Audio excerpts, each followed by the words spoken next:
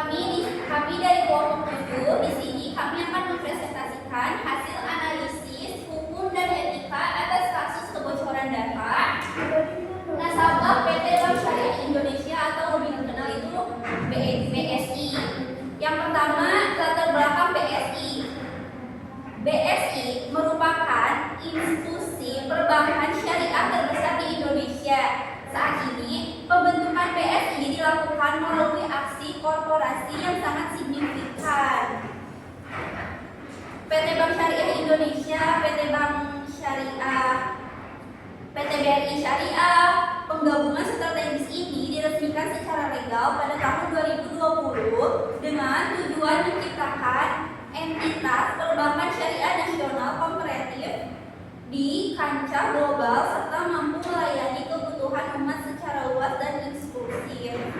Sebagai raksasa baru di sektor industri keuangan, BSI mencatatkan performa keuangan yang luar biasa. Hingga akhir tahun 2023, total aset yang dikelola oleh BSI telah menembus angka lebih dari 300 triliun.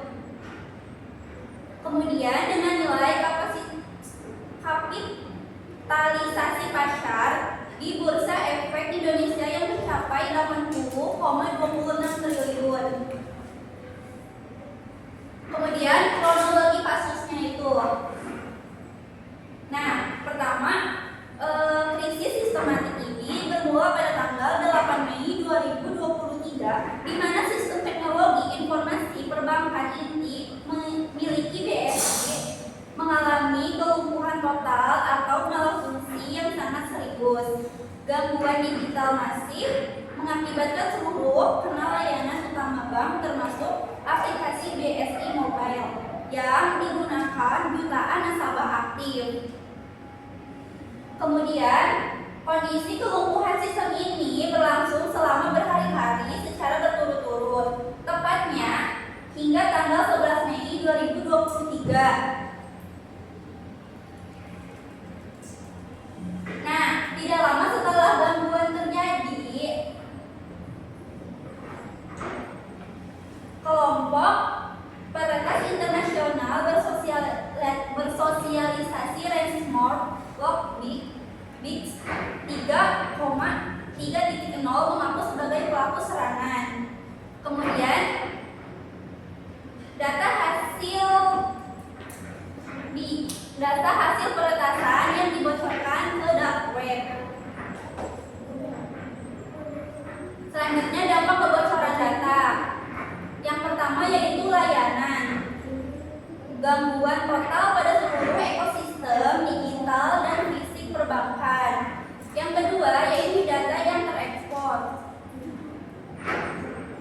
Kebocoran masih berukuran 1,5 TB yang mencakup data pribadi dari 15 juta nasabah serta informasi sensitif karyawan koperasi. Kemudian kerugian nasabahnya, ribuan nasabah mengalami kelumpuhan transaksi bisnis. Yang ketiga, kepercayaan publik. Terjadinya krisis masif di mana nasabah secara serentak mengantri untuk memindahkan dana ke institusi perbankan yang lain. Kemudian regulasi. Dewan Perwakilan Rakyat mendesak evaluasi total terhadap jajaran direksi, sementara YLKI menuntut ganti rugi. Selanjutnya, harga sahamnya mengalami volatilitas yang sangat tajam pasca serangan yang terdampak pada penurunan nilai kapitalisasi pasar korporasi secara signifikan. Selanjutnya, saya akan menjelaskan isu hukum dan regulasi. Di sini signifikansi kasus bagi Capstone Project. Relevansinya, kasus kebocoran data nasabah PT Bank Syariah Indonesia Terbuka merupakan suatu instrumen studi. Secara kronologis, isu ini terjadi pada suatu masa transisi krusial di mana Undang-Undang Nomor 27 Tahun 2022 tentang Perlindungan Data Pribadi, Undang-Undang PDP telah diundangkan namun sedang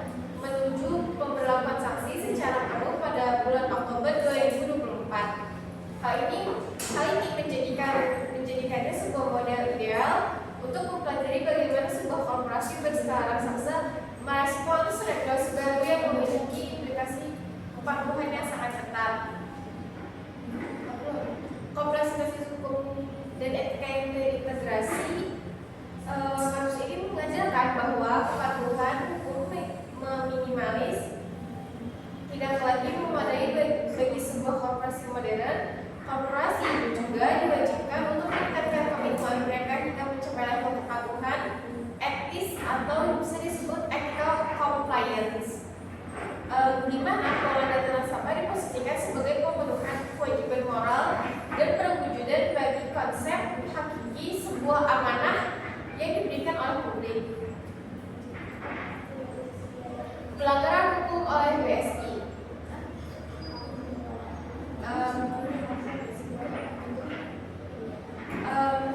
Di sini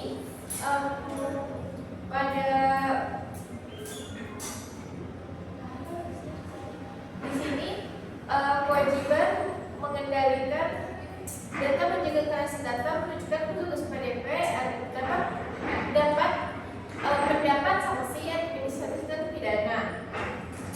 Pada pasal 28, 29, 53, 56 hingga 65 sampai 68. Substansi hukum utama larangan akses ilegal, mencuri data, bertanggung jawab menyelenggara sistem elektronik atau bisa disebut PSE. Dan itu pada pasal 32, 45A, 46 dan 48 ayat 2.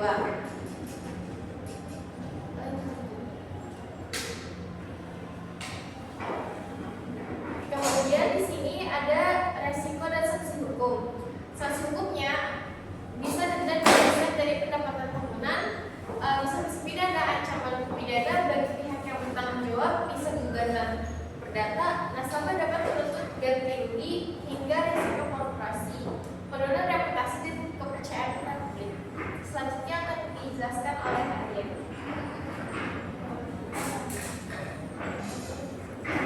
Selanjutnya ada analisis etika bisnis.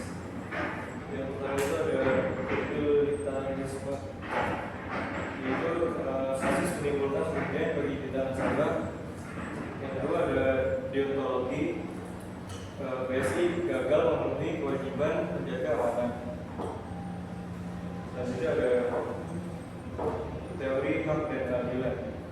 Hak privasi nasabah dianggap harus ada nasabah berhak memperoleh perlindungan dan kompensasi.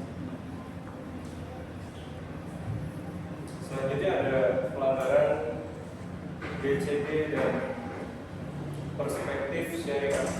Pelanggaran CGG yaitu kurang transparan, kurang akuntabel, gagal melindungi data nasabah.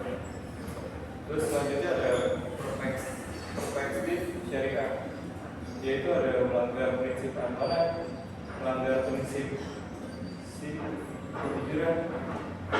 Terus terakhir ada tidak memenuhi prinsip masalah. Terus selanjutnya ada analisis stakeholder dan solusi. Stakeholder terdampak, yaitu ada nasabah, OJK, Bank Indonesia, pemegang saham, karyawan, dan masyarakat.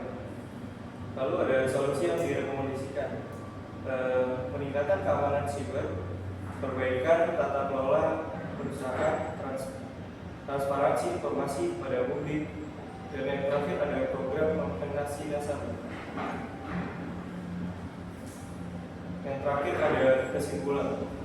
Kasus kebocoran data BSI menunjukkan pentingnya perlindungan data dan keamanan sistem dalam industri perbankan.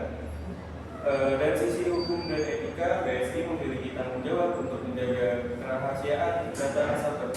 Oleh karena itu, peningkatan keamanan siber, transparansi, dan perlindungan kepada nasabah perlu dilakukan agar kepercayaan masyarakat dapat terwujud.